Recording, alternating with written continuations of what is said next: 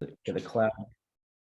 We're not in person, but we will be this spring. And we did this last year, and I felt like it was a nice way to get everybody together because there's a lot of you coming from across different areas of the country today, let alone in the spring. So, but for those who haven't seen my face, obviously, I'm Chris Vaccaro. I run the Hall of Fame.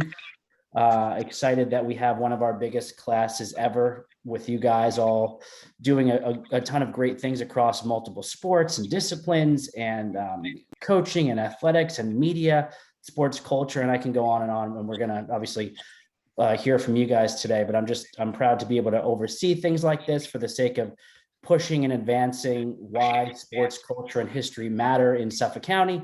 And you're all a piece of that, and your names are with some of the greats of the games, beyond just the Biggios and Yastrzemskis and Boomers of the world. There's hundreds of others at all levels, and now you guys are in that stratosphere. So today, because we don't do speeches during the Hall of Fame induction because there's a lot and we would be there for 8, 9, 10 hours, I'd like to at least get everyone to talk for a couple of minutes about what it means to you. And sometimes I take the video and use it on social, or put it up during the induction as well. Just depends on how it goes today. But I really love to be able to hear from everybody, and it's great to get you all on the same screen and chatting together. Obviously, you have the link for any tickets for family, friends, journal ads, whatever you guys want to do there. Obviously, we appreciate the support. Hopefully, we pack the place.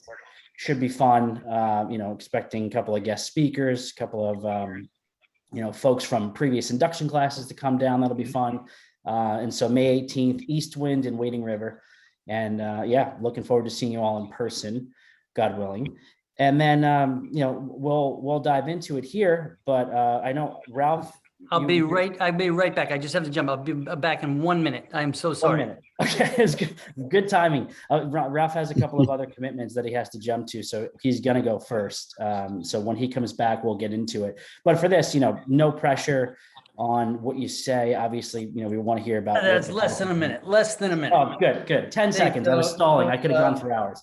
Yes. I'll kick it off to Ralph. Which, by the way, I make it clear to everybody who asks, like, oh, why Ralph? Is it because he's marketing Cobra Kai? Like, no, that's cool. We're excited that he's got all these great things in film happening, but from a cultural perspective, with martial arts and his face and still being a Suffolk resident after all these years, he never forgot where he came from. So we're excited to honor you, Ralph, and just talk about what it means to you.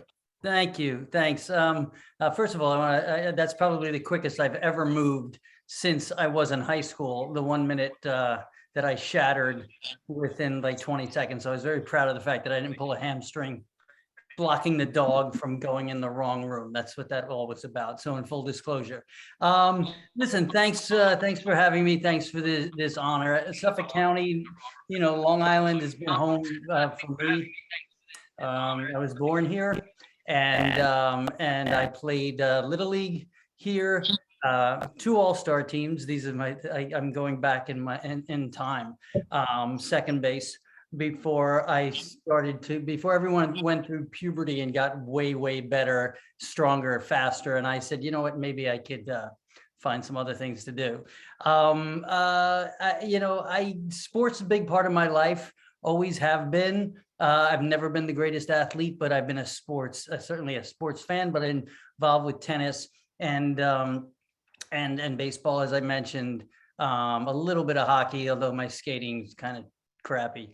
But and then martial arts, this thing drops in my lap in 1983. I get the part in this movie that is kind of become a big piece of pop culture, and now it's resurgent. It's sort of never gone away from me, walking in the shoes of that Karate Kid character and martial arts and traditional martial arts. And now with Cobra Kai, now it's I have like 8 and 10-year-old kids. It's their favorite show. How did this happen? It's pretty amazing. And so the what I learned through martial arts, and back in the day, in the 80s, I said to myself, well, I'm never going to do that again. Too much pain. And here I am, late 50s at the most, just struck 60, but don't tell anybody. because I know you're never going to put that out, last November, and I'm still punching and kicking the best I can. But it's it's give back to me, give back in sports and relying on a team effort. Martial arts is often a single athlete competition, but that's what I've always gotten from involvement with sports, whether it's with my kids or myself. It's that kind of communal place where you share and rely on each other, care for each other, grow with each other. Healthy competition, I think, is a great thing. And having the opportunity to sort of spread that as an adult and into my middle age and beyond to young people, whether it's through the entertainment business, which I get to do, and touching people with those types of stories and overcoming obstacles and meeting your challenge and exceeding and relying on the team to advance personally as well as physically and emotionally and mentally is something that I enjoy, seeing the light in kids' eyes through what I've been able to touch.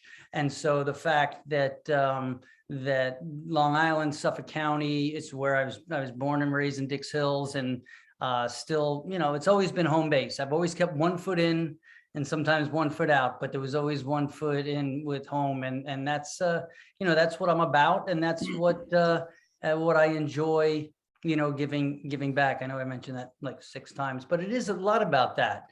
It's sharing and sharing to the next generation. And that's been a cool part of it for me. Awesome. And Kevin Marr, the sports director from News 12, he just had one question for you that I want to get in there. Hey, Ralph, good to see you. One comment question. First of all, love Cobra Kai. My kids and I, we just sit down every night. We enjoy it. So thanks a lot. It's one of the few programs we all can agree on. So that's just a comment for you, a question. At what point did you realize the cultural phenomenon that Karate Kid became and what it did for martial arts? Country. Yeah, and bonsai trees for that matter. I always joke if I had just opened a bonsai tree store in 1984 or a dojo. It's interesting. It's happened. It is happened and grown in different chapters. Certainly in the summer of '84 when the Karate Kid was one of the bigger hits of the summer, you started to see everybody was a lot of kids were taking karate and trying to understand that part of it, and was looking for that Mr. Miyagi in their life, which is very much the coach, is very much the mentor, which is what many coaches are to kids these days, at any time for that matter.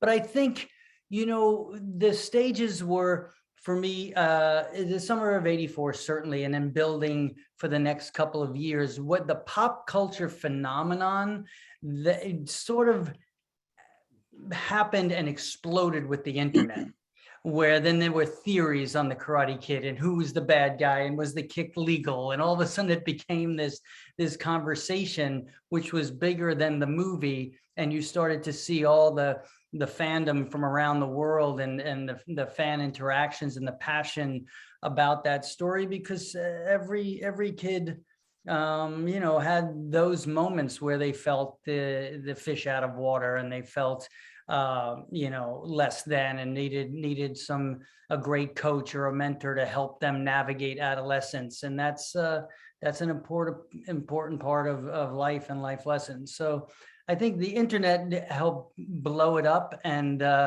then became a pop culture kind of element. All right, awesome. Well, we appreciate that. I know, if you need to pop off or step up to something else to promote the show, whatever you got to do. Yeah, no, I did have a busy day, but I'll stick around. I got another couple of minutes. I want to hear some other folks. So next up is Charles Bunger. It's Charlie Bunger's son.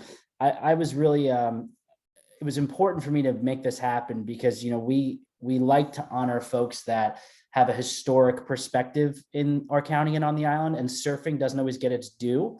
But Charlie Bunger was a pioneer, not just for the surf shop, but how he empowered young surfers and the surf scene and put, in a lot of ways, Long Island surfing on the map. And so we're going to honor him with our historic induction award. And Charles, his son, is here to just talk about what that means for the family. Hi, and thank you for having me. As a family, we're completely honored for you guys to recognize my father. He's always been a big supporter of Suffolk County sports, watched all his children play multiple sports throughout the years. Surfing was his passion when he first started building surfboards back in the early 60s. Opened up his store in 1962 and just stuck with it, brought a lot of big surf contests to Long Island.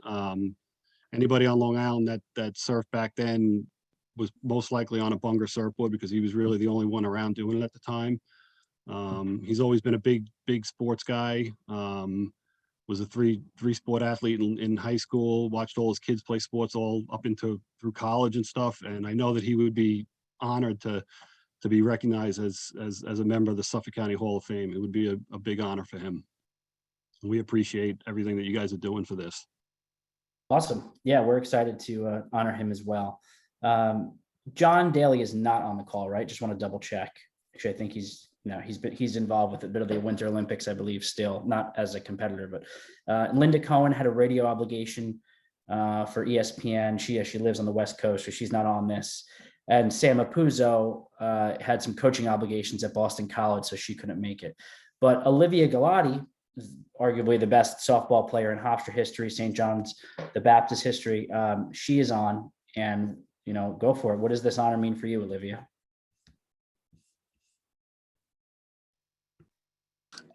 I want to apologize in advance for my daughter right now because never apologize. Operating, and I am the only one home right now. No, this is such an incredible honor. Just, honestly, there's no words from everybody that has been involved since, the day that I had started softball, with, helping with this honor. My family, being a Suffolk County person, going to St. John the Baptist. It's incredible to be put into the category of some of these amazing greats. And I'm just very thankful to be a part of it. And my daughter is as well. And just thank you so much for the honor and consideration. I'm looking forward to seeing everybody in person. Awesome. Thank you. And we hope the baby's there as well. She will be. Chris Fallica, West Hampton Beach, ESPN producer. You guys all know him from College Game Day. He's actually on vacation right now, but still taking the time to chat about what the honor means to him. And we're excited to honor you, Chris. So what does it mean for you to get in the Suffolk Hall of Fame? Well, first, yes, I'm in Turks and Caicos right now. It was a very rainy morning, so it actually worked out perfect that I'm here this morning, and the timing worked out well. So the afternoon will be good. But no, when I got the call and the notification, I was kind of taken aback. I'm like, here I am, just a kid from East Mauritius, grew up just a massive sports fan, and given an opportunity at West Hampton, starting my career basically then when we had the Hurricane Watch TV show and the newspaper, and keeping stats for the basketball team, playing football, and having success there. And then so everything that I've done since then really stems back to my days growing up in elementary school in East Mauritius and high school in West Hampton, going on to Miami and doing what I've done then. Really has allowed me to just kind of just set a path forward to what I'm able to do now with ESPN and College Game Day and Sports Center and Daily Wager. It's kind of ironic and funny too that the two Long Islanders, two people from Suffolk County, myself and Linda Cohen, are going in the same year, because I've worked with Linda quite a bit, and I was hoping she was going to be on the call, and then I saw her actually tweet out that she had to do a radio show this morning as well, because one of the big things we used to have at ESPN was this big Tuesday afternoon hockey kind of game. We called it Hockey Tuesday Noon, and I was usually one goalie, and Linda was usually the other goalie. So we had some nice pickup deck hockey duels, which I was going to give her a hard time about, but we can do that at another time. But no, it really is just kind of.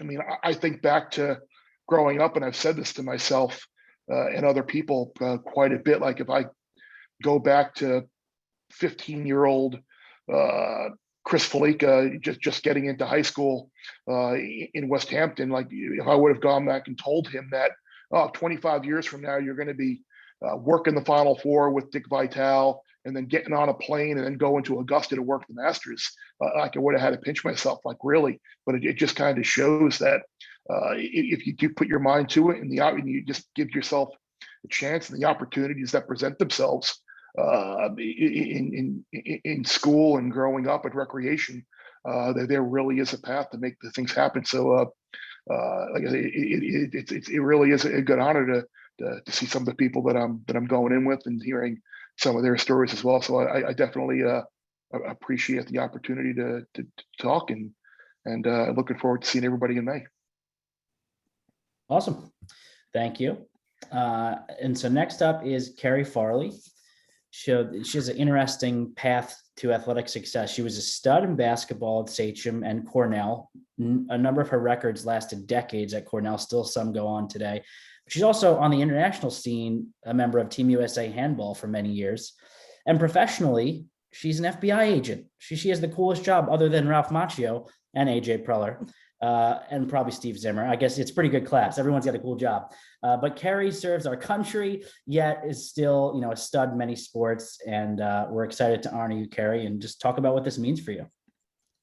Thanks, Chris. Yeah, like everybody said, I was kind of taken aback as well to be, among such a distinguished group, many of which I admired and learned from growing up. So it's kind of very humbling and an awesome experience. So I don't know, to me, this kind of like, it's a culmination of everything that sports represents that's good in my life, right? So I have lifelong teammates that have become my, best friends. My coaches taught me so much more than X's and O's and really set the foundation and the character of the person I am today. And I think that just stems, and keeps growing along your life. It set the foundation. And even today in my profession, everything that I do, I view through the framework and the lens of teamwork and working to accomplish a shared goal, a shared mission. So it's just been so beneficial and I'm really just humbled and honored to be included among the group. So thank you all. And I look forward to meeting people in person. Awesome. Thank you. Next up is Miles Jones. He was a stud at Whitman, got even better at Duke, helped them get some incredible honors as a team and as an individual. And now he's playing pro lacrosse, and he's a brand ambassador of the game. He works hard to make sure that the next generation is inspired to play the great game of lacrosse, and really just is, really decades ahead of him too, yet has achieved so much. So Miles, congrats. And what does this mean for you? Thank you. This is an awesome email to get.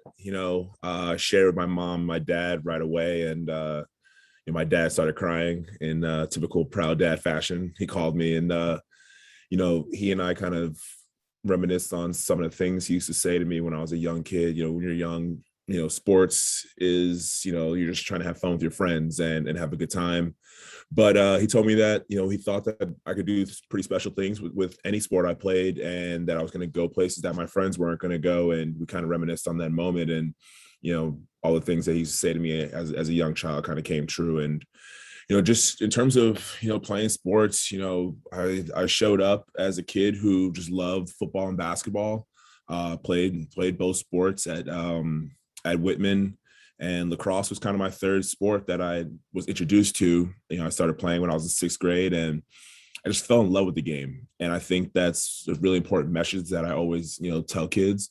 I probably could have played, Division I football, probably could have played Division I basketball, but the love I had for the sport of lacrosse was the difference between me just going to play a sport in college and taking that sport to who knows where it can go for me. I'm still playing and whatnot. So, just the love of the game really allowed me to continue to work hard and, never really get burnt out, understand that if I push myself as hard as possible, that I can do pretty special things. And my time at Duke was, extraordinary. I got to play for Coach Janowski, who's a Long Island legend, Coach Caputo and Matt Danowski, who are both also, Long Island guys. So I felt right at home being at Duke, and that allowed me to just put all my focus into the classroom and onto the field. And I was fortunate to win 2 national championships, a bunch of accolades, as you said before, but coming back home and realizing the impact that I have on a lot of young,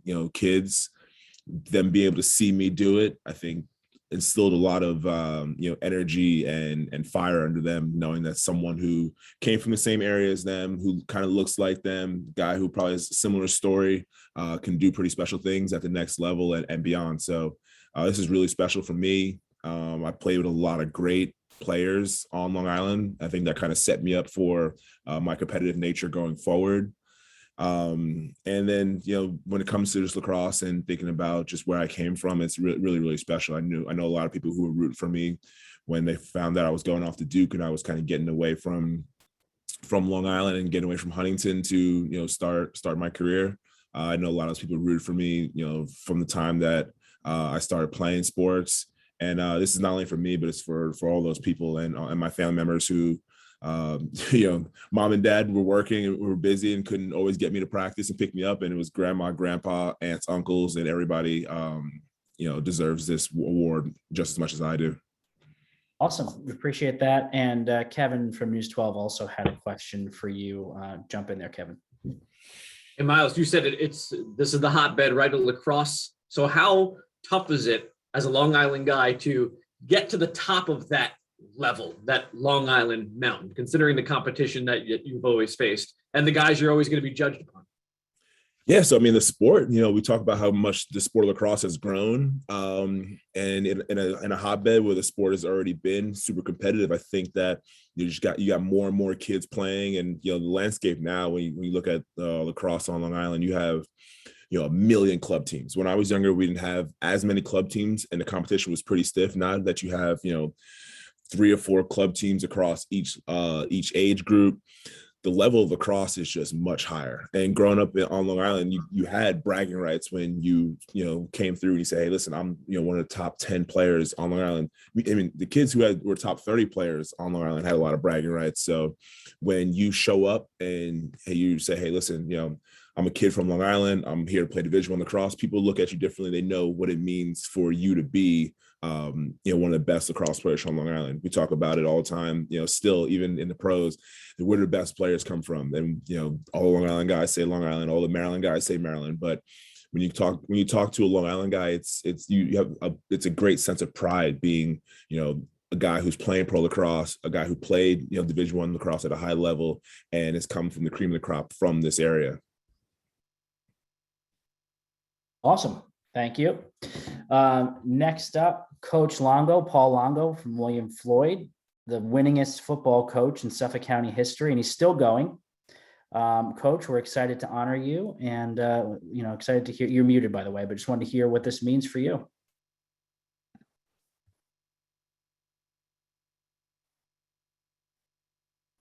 Can you hear me? Yes, good. Sorry. Okay. I just want to let Olivia know that I'm also a St. John the Baptist alumni, so it's good to see St. John's represented. I'd like to congratulate all the other inductees and thank the Hall of Fame committee for inducting me. I love coaching football at William Floyd. I love coaching the students there. I've been there a long time. I've already, it's kind of weird, but I've already coached I have kids come up to me and say, you coached my dad. And I'm like, oh my God, but I guess the day someone says you coach my grandfather might be time to go, but I love it there. And to win as many games as we've won at championships, I have to thank my coaches, the players, the parents, the community, the secretaries, the nurses, the administration, everybody's great there. And that's why I am still there. And I hope to keep going as long as I'm healthy, and I really enjoy it. It really means a lot to me to coach the students there. And I know my dad up from heaven is looking because he's been on the sidelines. He's very proud. And my mom has always been my biggest supporter. So Like everybody said, I'm looking forward to seeing everybody in May. Thank you. Awesome. I'm sure the rest of Suffolk County Division One is real happy that you're still there too. Kevin Harrington. Listen, volleyball doesn't get the love that it should, and we started, with getting Bill Kropp in the Hall of Fame a couple of years ago. For the record, he passed out right moments before he was supposed to talk, so maybe we stopped speeches for that reason. I don't know. Kevin Harrington is one of the winningest volleyball coaches in the state. Just an incredible run at John Glenn, has empowered so many athletes, thousands of student athletes, and rightfully so. You're a Hall of Famer. And what does it mean for you? Well, I just have to echo what a number of other people said. It's pretty humbling. As a matter of fact, right now, if you hear any loud noises, excuse me, because my class is in there doing a lab with chemicals and fire. My colleague, nice enough to cover for this. So, but I was arguably the worst athlete in my family back in Smithtown. And a number of my siblings went on to play in college, and my dad was in the Oneonta Hall of Fame and so forth. So I thought I was a basketball coach when I started, and thank God Thad Millars and Nick Schroeder gave me a job at Smithtown, my first coaching job. And it just turned out that they needed a volleyball coach the same year, a girls JV volleyball coach. And I had the pleasure of working for Maura Stouter, who was a Hall of Fame coach in her own right, the New York State Volleyball Coaches Hall of Fame. And at the time, Bill Kropp, as you mentioned, he was just starting out at Sachem, and he was a mentor of mine as well. And later on, went on to coach both of my kids, my boys, in volleyball. But it's really humbling. My dad would be so proud of this. And, you can't do something like this or get to this point as a coach without having great players and a great support staff. So I have had some of the smartest and best student athletes you could ask for. Harmony Kalinda, two different sports state champ, one of the greatest competitors anybody could coach. And I could throw Melissa Rigo in that mix too. But it's very humbling, and I appreciate my AD right now, Dave Shanahan, giving me a lot of support, and all of those that the ADs I've had over the years have really helped our program. I don't have any daughters, but as I tell everybody, I have about 2,000 daughters by being a coach, and greatest kids, some of the greatest kids ever. So this is very humbling to be part of this group. I even remember Kerry Farley when she was a player, and I was probably starting out somewhere along. Hey, Kerry. I just appreciate this honor. It's tremendous. Outstanding. Thanks, Coach. And next up is Billy Koch, West Babylon native, went to Clemson, pitched in the big leagues. And when I called him to let him know he's a Hall of Famer, I said, I'm surprised you weren't in. I only took over a few years ago, because this guy reached the pinnacle of his position. He was the reliever of the year with the A's in the early 2000s, and he was just lights out, threw a million miles an hour. And, he's got a big name here in Suffolk, and we're excited to honor him. And you are muted on your phone, so just want to make sure you unmute before you start talking, Billy.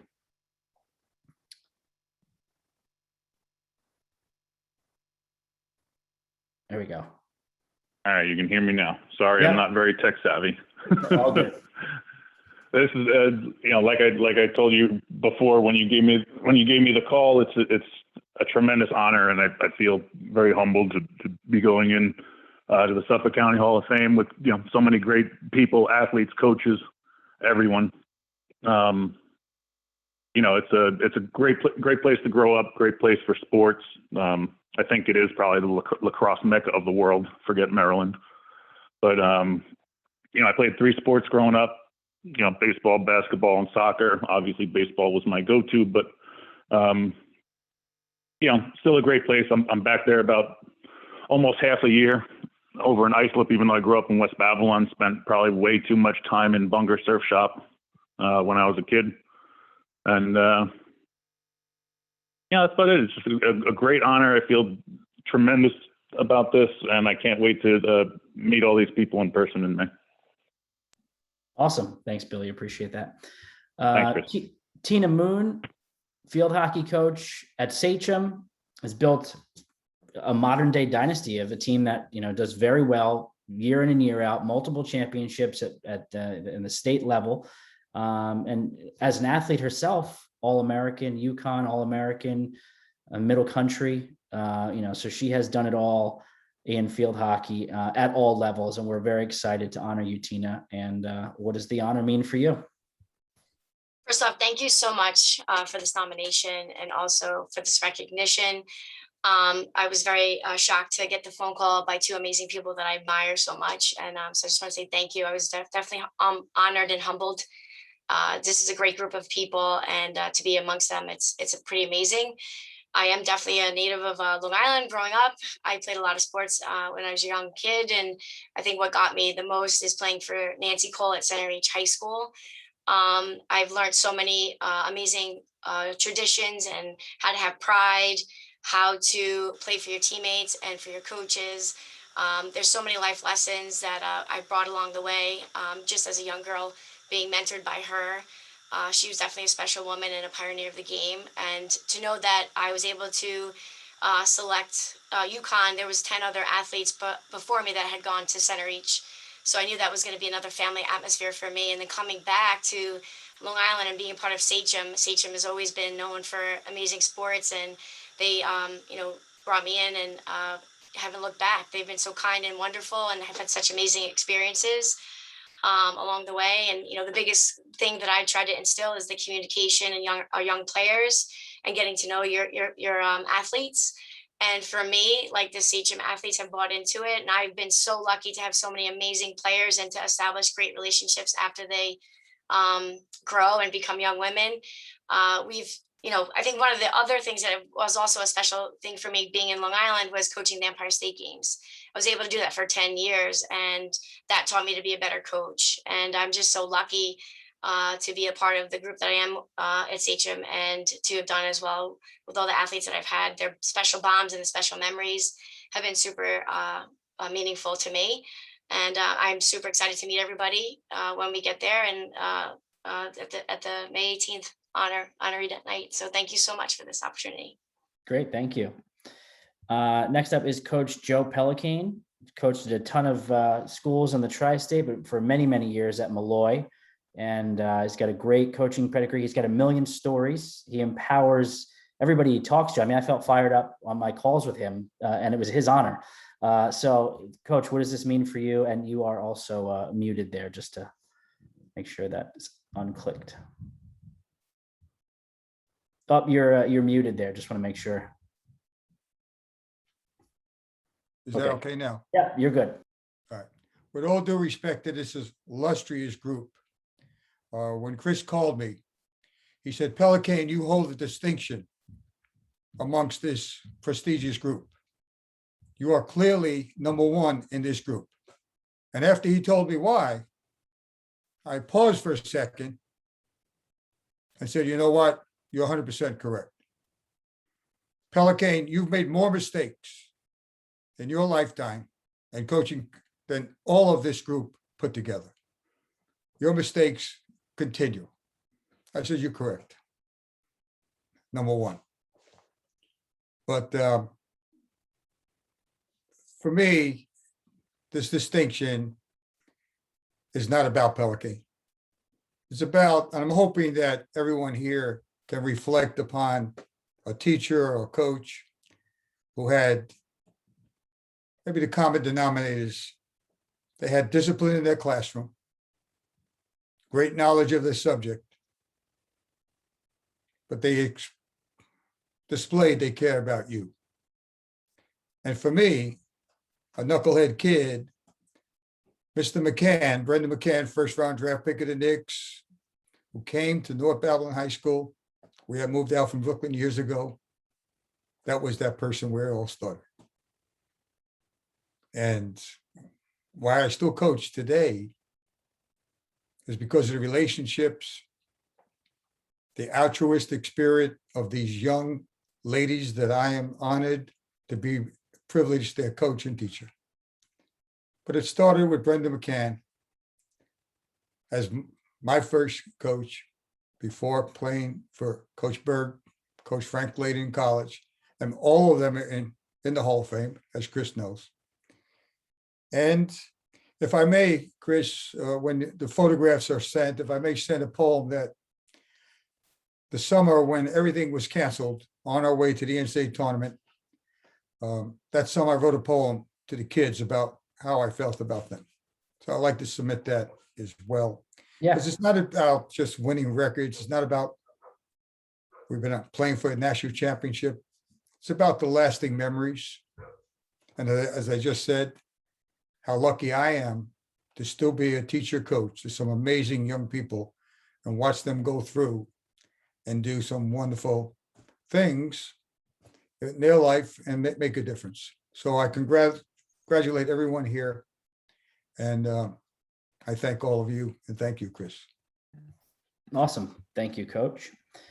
AJ Preller is calling in from San Diego. He's the GM of the Padres, but he grew up right here and went to Whitman. He's a proud Long Island native. I'm excited he's on the call. I'm excited we get to honor him. Young executive in the middle of all the craziest time of baseball and right now with things going on, but he's made time for us. And what does this honor mean for you, AJ? Yeah, I think very, very similar thoughts to what everybody's expressed on the call. Obviously, very very humbled and honored to be with this group and to be honored.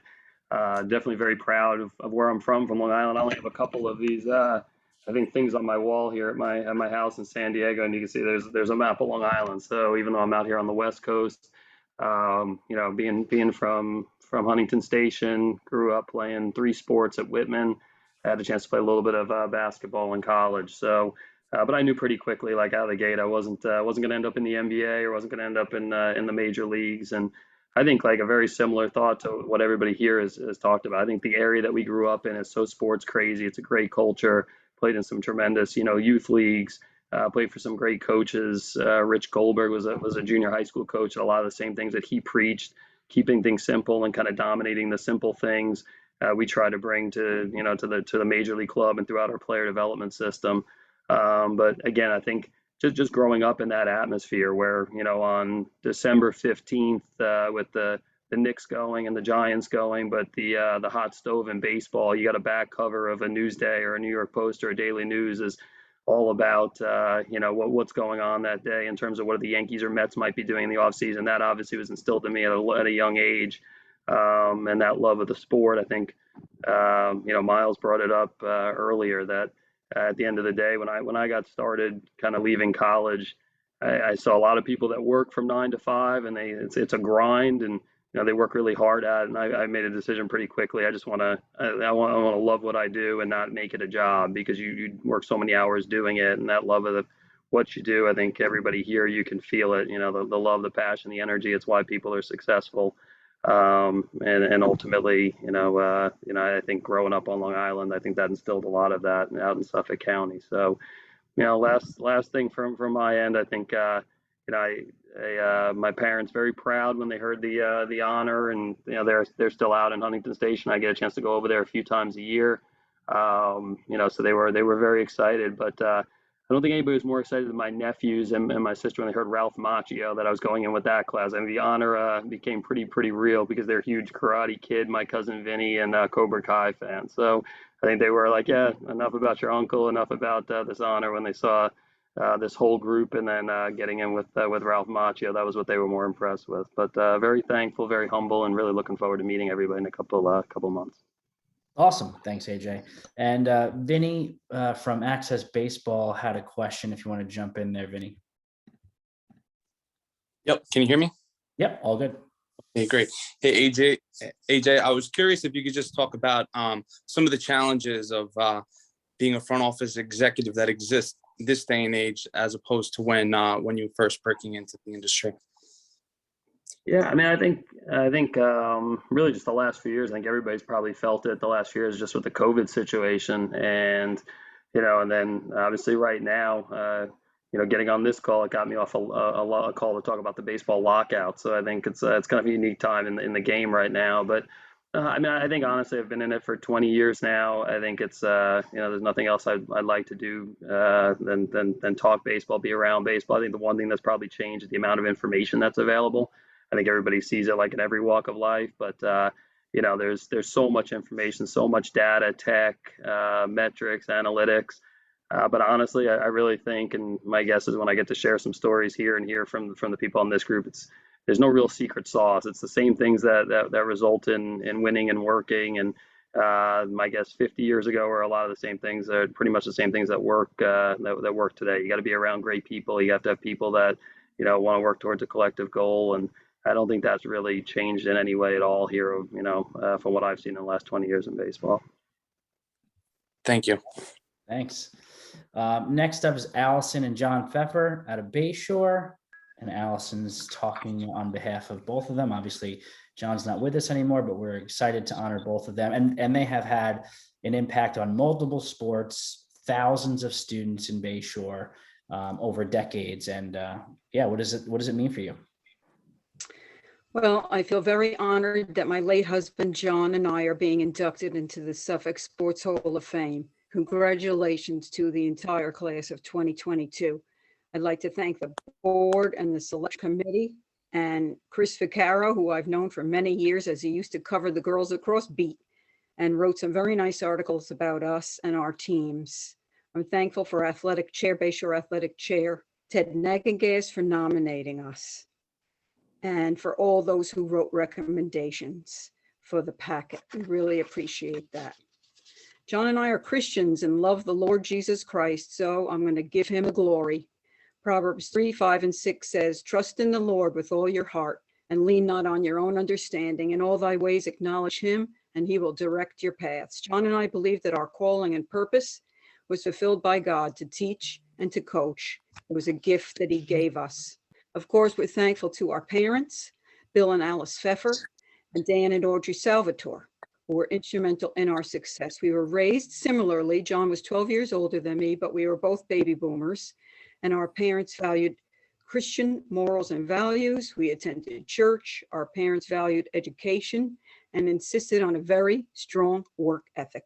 So we coached similarly. Our parents encouraged us because we knew we loved they knew we loved sports. We are both intense and tough competitors. We'd also like to thank our son, Chris, and all our extended family members and friends for their love and support, which meant an awful lot to us. Of course, you can't succeed alone. I want to thank the coaches at all levels of our programs in Bayshore, the parents of our athletes who supported us in countless ways throughout the years, not just with coaching, but with John's heart issues. I'm a breast cancer survivor. We're Sandy Storm survivors, and our son Christian was injured in 2008 in Afghanistan. He just retired from the Marines on Friday, a lieutenant colonel after 20 years.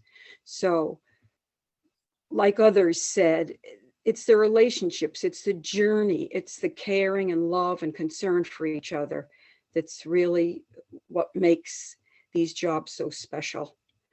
I'd also like to thank Bayshore administrators, all the high school teachers who supported my academic program, which in turn helped with college recruiting, and our beloved Bayshore athletic community, who are just have never-ending support for athletics in Bayshore. And this couldn't be done without all our hardworking athletes, because they believed in what we said, that hard work will pay off. And the rest is history for us, a bunch of great girls succeeding in life. Lastly, I want to acknowledge John, my miracle man. A lot of people don't know these stories about John, so real quick. John had 4 open heart surgeries over his lifetime, beginning at age 23, to replace his aortic valve.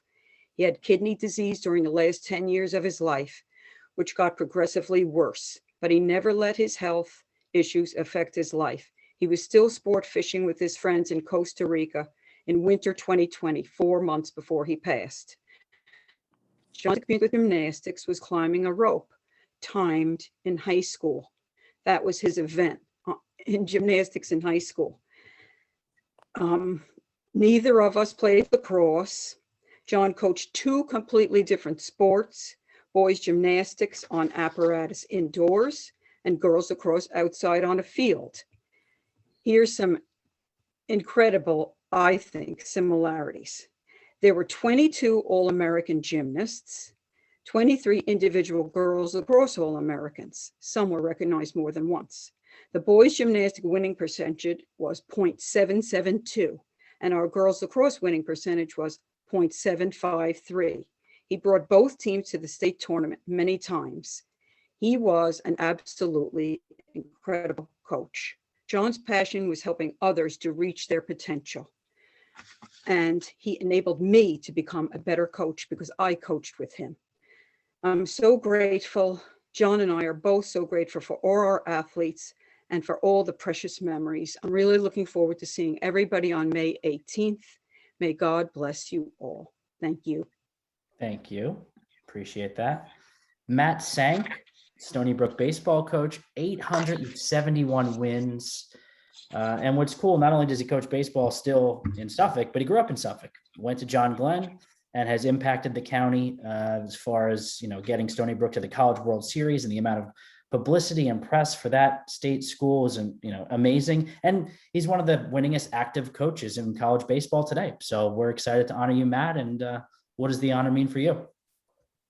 Chris, thanks so much for having me. And I want to also congratulate all the other inductees as well. This is an incredible honor.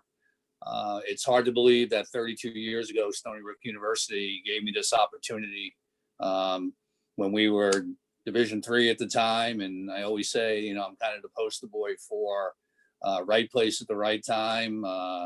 They made the decision to go to Division I, and we never looked back. And the support I've gotten from both athletic and university administration over those years has led to a huge part of why our program has been so successful. And then the biggest reason, as has been stated times from others, if not for the great assistant coaches I've had and the players that have chosen to play for the Patriots and Seawolves baseball programs that I've overseen, and this honor could not have happened. So on their behalf, I'm proud and humbled to be a part of this class being inducted.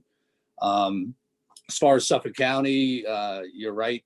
Back in 1962, my parents moved our family out from the city where my parents were raised to the potato fields of Suffolk County, and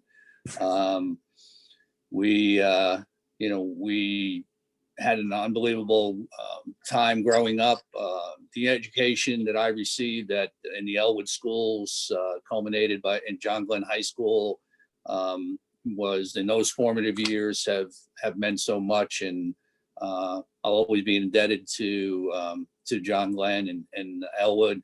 What was also great about growing up in East Northport was the ability to compete in all sports throughout my life.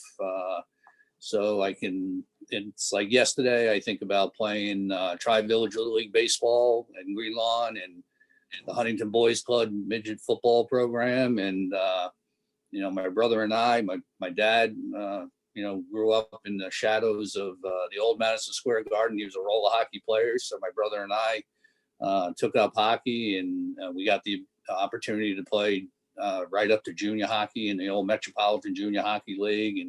And then in high school, continued to play hockey and baseball.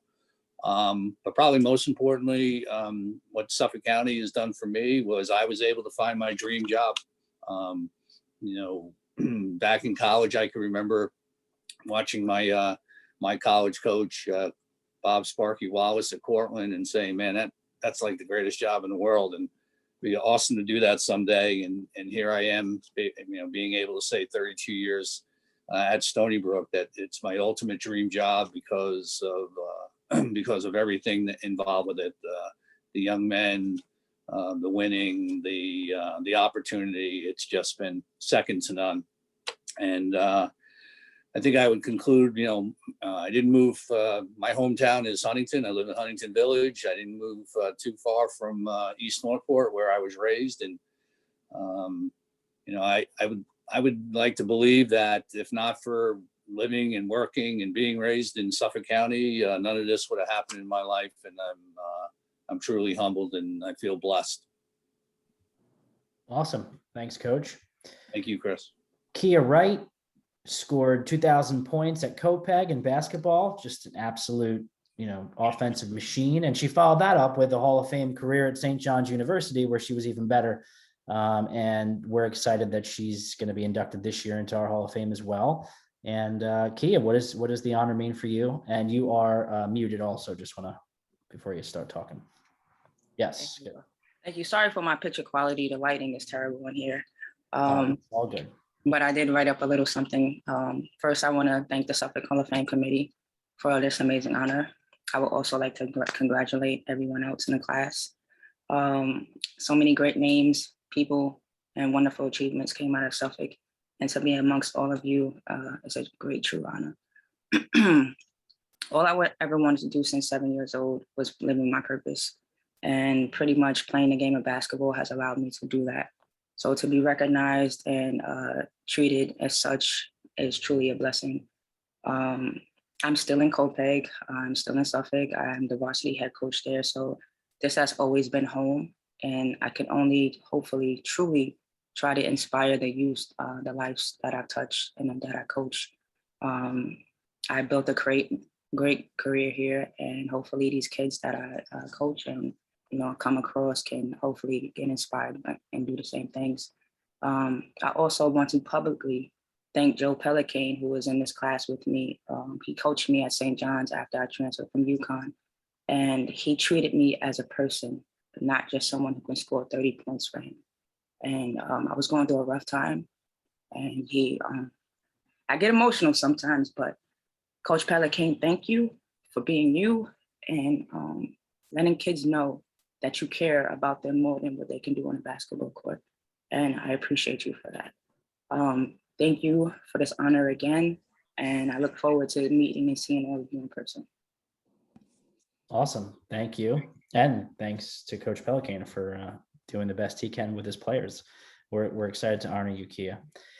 Darrel Young from Amityville played 6 seasons in the NFL with the Redskins, and he's continuing his career still this day as the director of player development with the Steelers. So hopefully we'll see him rise through the ladder here and get high-level jobs in the NFL for decades to come. Still very young. So we're excited to honor you. And what does it mean for you, Darrel?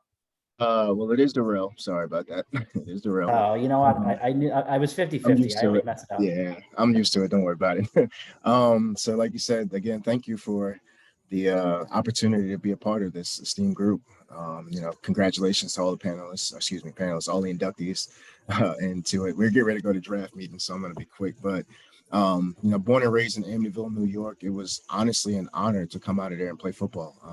I grew up playing for the Massapequa Mustangs because we didn't have a little league in Amityville. So that we've been working on for the past few years to try to give back. And the Steelers have been, they've actually wanted to contribute to help out there, even though they're not in that market. So it's been pretty good. Just trying to put that together. But I had a great group of coaches in Jack Agostino, Lenny Matera, he should be in the Hall of Fame. Frank DiVenuto, it's a bunch of other coaches, Bert Platt, who assisted me along the way, but they just showed me each and every day that regardless of what we're going to go through and where you came from, as long as you work hard, you'll be fine. But, it's been great. It was a great call. When you called me Chris, I was excited. And I was like, I didn't even know New York had a Hall of Fame for Long Island, but I'm excited about it. So I called Jason Frazier, I called AJ Price. I was like, you guys part of this? So it was good. But, just an honor to be here. Thank you. I appreciate it. I'm going to land the plane because I'm going to draft meetings. We need to find a quarterback. So I appreciate you. But thank you again for the opportunity.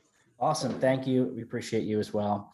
Looking forward to seeing you in the spring. Go Steelers. Yes, and last but not least is Steve Zimmer, who lives in Suffolk, was the quarterback at Hofstra back in his playing days, but most importantly, in the last many decades, he's been a NFL official in many, many big games. And you can see him on TV on Sundays, on Monday nights.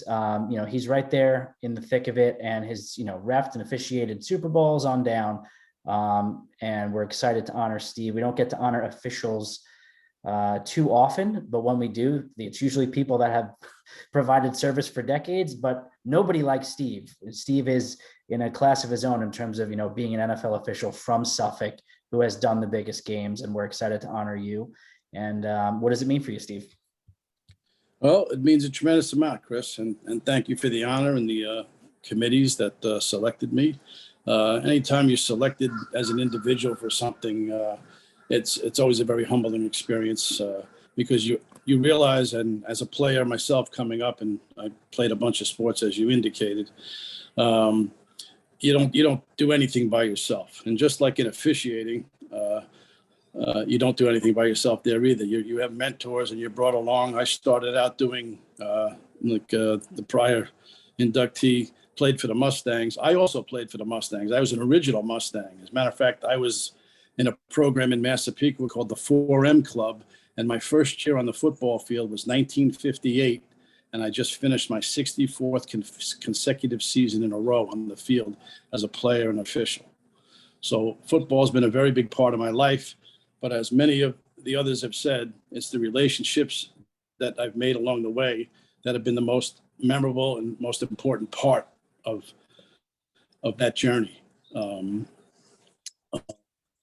Being a football official is obviously, we only get highlighted a lot of times when the negative comes out. But people don't realize that in the NFL, we have to grade out at about 98% accuracy. Otherwise, we're no longer employed. But like most athletes, the most important thing I found to be is it's not about being the great official you can be. It's about making the players or the officials around you better. And just like Michael Jordan and so forth, I always thought he was the greatest player because he made people around him better. I would like to believe that through the clinics I've run and the people that I've been put on crews with to mentor and take care of, and I've gotten a lot of feedback from those guys now that I've now retired. My last game was 2 weeks ago in the Pro Bowl. That I was very helpful to them, and they thanked me for their careers and getting them started. And to me, that's more important than anything I've ever done. I mean, Super Bowls are nice and the championship games. I mean, 25 years in the NFL, and I've had 25 postseason assignments. So somebody must think I know what I'm doing. So it's good to fool them most of the time. But obviously, this is a humbling experience. I offer my congratulations to everyone else who's going into the hall and like to meet them, especially the guy who goes to Augusta, because I've never played it. That's one place I want to play. And just congrats to all, and I look forward to seeing you in May. Awesome. Thank you. Appreciate it. And not a bad hour. That wraps it up. And you all inspire me and empower me to make sure that we keep honoring all the people that have done so much for sports here in the county. I'm excited to see you all on May 18th. Obviously, I'll be in touch just about, some assets and other things that you may or may not need leading up to May, but stay safe, stay healthy, and looking forward to chatting with all very soon. Take care. Thanks, Chris. Thanks, Chris. Thank you.